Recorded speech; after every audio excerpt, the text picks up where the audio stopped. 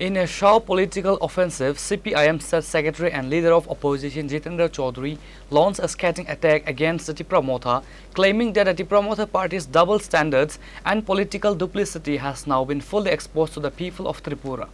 Jitendra Chaudhary stated that the indigenous populace and the general public have completely understood Tripura Motha's shifting political stances and opportunism.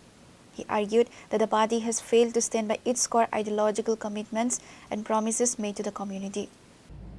আরে এই ত্রিপুরা মাথা দল কার সাথে আজকে সরকারে আছে, ঘর করছে? বিজেপির সাথে। সেই বিজেপি আরো 5 বছর আগে ভিলেজ কমিটির মেয়াদ শেষ, 5টা বছর ভোট করছে না। মন্ত্রিসভায় এই ত্রিপুরা মাথা সদস্যরা এর বিরুদ্ধে একটা কথা বলতে পারছেন না।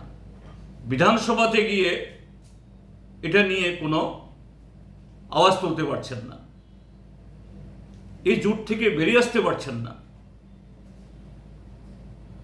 আর নিজেদের কায়েমি স্বার্থের কারণে, কি কারণে আপনাদের এই মন্ত্রিসভার ভেতরে বিধানসভাতে এটা নিয়ে ত্রিপুরা মাথা বিজেপির বিরুদ্ধে কথা বলতে পারেন না?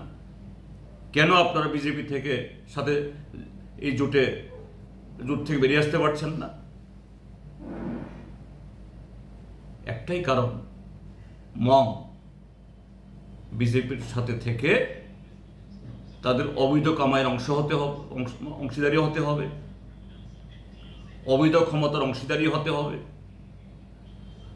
জনগণকে ধোঁকা দিয়ে ক্ষমতায় টিকে থাকতে হবে। আর দোষারোপ করছেন সিপিএমকে।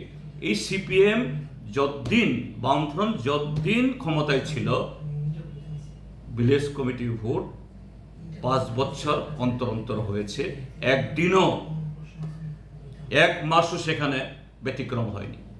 Pure Report, Chini Khora.